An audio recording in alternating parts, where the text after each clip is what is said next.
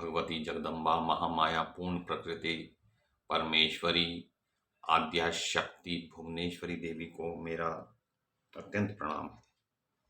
तो हम लोग देख रहे हैं कि देवी की महिमा से संबंधित उन कथाओं पर हम दृष्टिपात कर रहे हैं, श्रवण कर रहे हैं, जबकि देवी की कृपा से बहुत से बड़े बड़े कार्य संसार में संपन्न हुए। इस समय हम देवी की माया की महिमा देख रहे हैं, जैसे कि इंद्र ने जो माया फैलाई और नर नारायण को डिगाने के लिए, पर देवी की कृपा से नारायण भगवान ने उस माया को काटकर अपनी माया से एक उर्वशी नाम की अप्सरा को उत्पन्न किया, जो कि बड़ी प्रसिद्ध है। तो उस उर्वशी को नारायण ऋषि ने अपनी जंघा से प्रकट किया।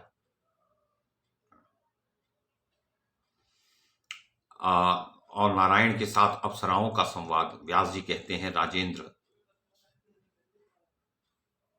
जब इंद्र को ये दिखा कि धर्म के पुत्र नर और नारायण तपस्या कर रहे हैं गंधमादन पर्वत पर, तो वो ऐरावत हाथी पर सवार होकर वहां गए और उन्होंने सोचा कि ये मेरे उत्तम आसन को छीन न लें, तो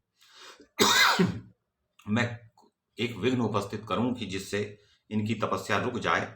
और तब वो अत्यंत ही काम क्रोध लोभ मोह के वश में हो गए। काम क्रोध और लोभ के वश में वो हो गए और उन्होंने उस आश्रम में अपनी माया का विस्तार किया। परंतु उससे पूर्व उन्होंने देखा कि नर नारायण का शरीर जो है वो इतना चमक रहा है तपस्या के प्रभाव से, मानो दो सूर्य उगे हुए हों। तो अब वो अत्यंत घबरा गए और उन्होंने माया डालने से पहले उन्होंने नर नारायण की ओर दृष्टि डाली और कहा कि धर्मनंदन, तुम अवश्य ही महान भाग्यशाली हो महान भाग्यशाली हो। बताओ तुम्हें कौन सा कार्य अभीष्ट है। ऋषियों में उत्तम और श्रेष्ठ वर देने के लिए तैयार। तो इसीलिए यहां आया हूं। तुम्हारी तपस्या के प्रभाव से संतुष्ट होकर जो नहीं देने योग्य है वह वर भी मैं तुम्हें दे दूंगा, दुर्लभ वर भी मैं तुम्हें दे सकता हूं। तो व्यास जी कहते हैं, इस प्रकार देवराज इंद्र नर और नारायण के सामने खड़े होकर बार बार कहते रहे, परंतु उन ऋषियों ने कुछ भी उत्तर नहीं दिया। वे ध्यान में निमग्न थे, उनके चित्त में किसी भी प्रकार की हलचल नहीं थी। तब अब इंद्र ने भय उत्पन्न करने वाली माया फैलाई कि जिससे वो तब से डिग जाएं और वो मैदान छोड़ दें, भाग खड़े हों। तो वहां पर बहुत से भेड़िए, सिंह और बाघ उत्पन्न हो गए। तो सिंह मतलब लायन और बाघ मतलब टाइगर, दोनों भिन्न भिन्न पशु हैं। तो उनसे नर नारायण को भयभीत करने की चेष्टा की। फिर उन्होंने कभी आंधी की सृष्टि की, कभी वर्षा और कभी आग लगने के दृश्य बार बार उपस्थित किए। कहीं कभी आग लगा दी वहां पर। यों इंद्र अत्यंत मोह में डालने वाली माया की रचना करके धर्मनंदन मुनिवर नर और नारायण दोनों भाइयों को डिगाने में लगे रहे, किंतु उन दोनों पर भय का किंचित मात्र भी प्रभाव नहीं पड़ा। ऐसी स्थिति देखकर इंद्र अपने घर लौट गए। अब उन्होंने सोचा ये तो डिग नहीं रहे। वर पाने की बात भी नर नारायण न कर सके। उन्होंने वर का लोभ नहीं किया। आंधी आदि से वे नहीं डरे। सिंह और बाघ बार बार आते रहे, किंतु मुनि का एक डग भी अपने आश्रम से इधर उधर ना हुआ, एक पग भी इधर से उधर नहीं रखा। क्योंकि यदि वो हिल जाते तो हिलने के कारण एक नया नवीन कर्म हो जाता और उन्हें पुनर्जन्म लेना पड़ जाता। तो जड़ समाधि इसीलिए लगाई जाती है कि शरीर हिलेगा तो उस हिलने को नकारने के लिए फिर अगला जन्म लेना पड़ेगा, तब उसका निराकरण होगा। तो इसी प्रकार से हम लोग असंख्यों करोड़ बार जन्म और मर चुके हैं। कितने ही हमारे जन्म हो चुके हैं, हमें स्मरण नहीं है। तो उस समय आदि शक्ति, इंद्र ने सोचा कि आदि शक्ति भगवती जगदीश्वरी महाविद्या के नाम से विख्यात है। तो देवी महामाया का एक नाम महाविद्या भी है। उन परा प्रकृति का देवी का रूप बड़ा ही विलक्षण है। वे सदा रहती हैं।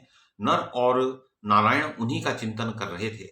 तो भगवती का जो चिंतन करता है उसके ऊपर सारी मायाएं विफल हो जाती हैं। इंद्र इस बात को जानते थे और अब समझ भी गए। तो उन्होंने कहा कि जो कितनी ही बड़ी मायाओं का जानकार क्यों ना हो, वो भगवती के भक्त को डिगा नहीं सकता। तो क्योंकि देवताओं और दानवों के पास जितनी भी मायाएं हैं, वे उन सब की उत्पत्ति तो देवी से ही होती है। तो देवी की माया की ये महिमा देखिए, देवी की महिमा देखिए कि सारी मायाएं उनसे आती हैं, सारी सृष्टि उनसे होती है, सभी देवताओं की शक्ति उनसे प्राप्त होती है। बताइए ऐसी देवी की कौन उपासना ना करेगा। तो फिर वे देव और दानव संबंधिनी मायाएं उनके सामने विफल हो जाती हैं, भक्तों के सामने, और देवी का ध्यान करने वाले के पाप का अत्यंत अभाव हो जाता है। तो जो देवी भगवती जगदम्बा परमेश्वरी का ध्यान करता है तो उसके पाप क्षीण हो जाते हैं। तो भगवती के प्रधान मंत्र कौन से हैं? 3 हैं। अब जैसे इनका मंत्र है ओम ऐं ह्रीं क्लीं चामुंडायै विच्चे अथवा ओम ऐं ह्रीं क्लीं चामुंडायै विच्चे। तो उसमें ऐं, ह्रीं और क्लीं, ह्रीं के स्थान पर म्रीं भी पढ़ा जा सकता है यदि कोई चाहे। तो भगवती के ये 3 मुख्य बीज हैं, मंत्र हैं, ये बीज मंत्र हैं। बीज मंत्र वो होता है कि बीज आप बो दें तो एक महावृक्ष उत्पन्न हो जाता है। तो इन्हीं बीज मंत्रों से ही उद्देश्य पूर्ण हो जाता है, इतने छोटे मंत्रों से। जिसके चित्त में भगवती के उपर्युक्त मंत्र को स्थान प्राप्त हो चुका है, ये जो नवार्ण मंत्र है, उसके कार्य में बाधा पहुंचाने में कोई भी समर्थ नहीं हो सकता। कोई कितने ही अड़ंगे लगाए, कितने ही रोड़े अटकाए, कितने विघ्न डाल दे, पर देवी का भक्त पराजित हो ही नहीं सकती या हो नहीं सकता, जो कोई स्त्री पुरुष कोई भी हो। तो किंतु इंद्र मायावश, अब उनके ऊपर भी माया असर कर रही है। इंद्र के ऊपर काम, क्रोध, लोभ ने आक्रमण किया। वो अपना विवेक खो बैठे और वो ये नहीं समझ पा रहे हैं कि भगवती के भक्त से उन्हें घबराना नहीं चाहिए। उनका राज्य कौन छीन रहा है? नहीं छीन रहा कोई, पर उनको लग रहा है।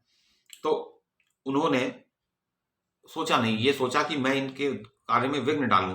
अतः उन्होंने पुनः कामदेव एवं वसंत ऋतु को बुलाया।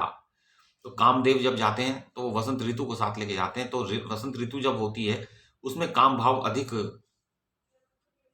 परिलक्षित होता है, और सब जानते हैं कि उस समय मौसम बहुत अच्छा होता है। तो उन्होंने यह वचन कहा, इंद्र ने, कामदेव तुम वसंत ऋतु और रति के साथ अभी प्रस्थित हो जाओ।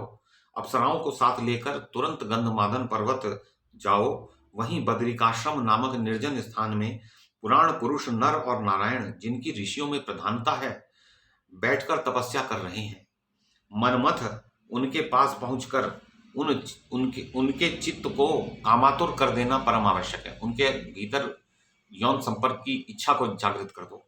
इस समय मेरे सारे कार्य साधक तुम ही हो। उन्हें मोहित और उच्चाटित करके तो उन्हें मोह में डाल दो, कि जिससे कि वो ये भूल जाएं कि हमें इंद्रिय संयम रखना है, और उन्हें यही सूझे कि हमें कोई स्त्री सहवास के लिए प्राप्त हो जाए, और उच्चाटित कर दो। उच्चाटन का अर्थ है कि जिस काम में मन लगाया हुआ है वहां से उचट जाए। तो मन उचटाने को उच्चाटन कहते हैं। उच्चाटन और सम्मोहन वशीकरण के मंत्र होते हैं जिनसे ये कार्य किया जा सकता है, और कुछ लोगों के पास ये सिद्धियां आ जाती हैं निरंतर अभ्यास के कारण। तो वसंत ऋतु से वो कह रहे हैं, और कामदेव से कह रहे हैं, इंद्र कह रहे हैं। तो महाभाग, तुम धर्म के पुत्र उन दोनों मुनियों को निश्चय ही वश में कर लो। इस संपूर्ण संसार में कौन ऐसा देवता, दानव अथवा मानव है जो तुम्हारे बाण के वशीभूत होकर अत्यंत कष्ट का भागी ना बन जाए? काम ने अगर बाण मार दिया तो व्यक्ति विकल हो जाता है। यौन संपर्क की इच्छा मन में उसके जागृत हो जाती है और विकल हो जाते हैं लोग, बहुत तड़पने लगते हैं। कामदेव, जब ब्रह्मा, मैं इंद्र, शंकर, चंद्रमा और अग्निदेव तक तुम्हारे बाणों के प्रभाव से विवेक शक्ति खो चुके हैं, तब इन मुनियों की तो गणना ही क्या है। बोले ये मुनि किस गिनती में है, जबकि इतने बड़े बड़े देवता यानी त्रिदेव भी काम के वश में होने संभव है। अप्सराओं का यह झुंड तुम्हारी सहायता के लिए प्रस्तुत है। तो उन्होंने अप्सराएं भी भेंट की। इंद्र ने, उन्होंने कामदेव के साथ अप्सराओं को भेजा और कहा कि मन को मुग्ध करने वाली यह मंडली अवश्य आ जाएगी। केवल तिलोत्तमा अथवा रंभा ही इस कार्य को संपन्न करने में कुशल है। तो अप्सराओं में भी रंभा, अप्सरा और तिलोत्तमा लुभाने में बड़ी कुशल है। वो ऋषियों को ऐसे लुभा लेती हैं कि वो तपस्या छोड़ने पर आतुर हो जाते हैं, उतर आते हैं। तो अथवा तुम अकेले ही इस कार्य को कर सकते हो कामदेव, फिर सभी मिलकर कर लेंगे, इसमें क्या संशय है। तो सब लोग मिलकर कार्य करो।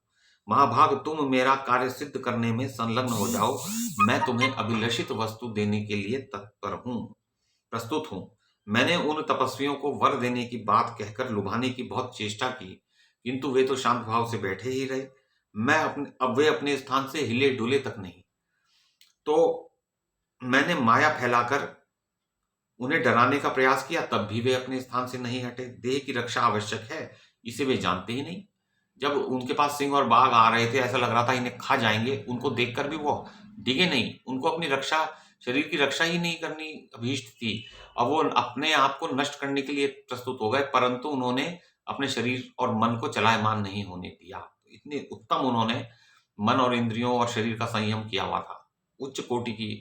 उच्चतम कोटि के जो है वो प्रयास एक प्रकार से चल रहा था। तो व्यास जी कहते हैं, इंद्र ने ये बातें कामदेव से कही, तो कामदेव अब क्या कहेंगे, तो वो कुछ अपना उत्तर देंगे। तो ये हम कल देखेंगे कि क्या होता है, उर्वशी अप्सरा कैसे उत्पन्न हुई इत्यादि। और उर्वशी की जो पूर्व जन्म की कथा है वो अन्यत्र वर्णित है, संभवतः महाभारत में है या कहाँ है, तो वो भी हम थोड़ा सा देखेंगे कि अपने पूर्व जन्म में उर्वशी अप्सरा क्या थी और कैसे वो एक अप्सरा बनी। तो मैं महामाया जगदम्बा परमेश्वरी भुवनेश्वरी आद्या शक्ति पूर्ण प्रकृति देवी को प्रणाम करता हूँ।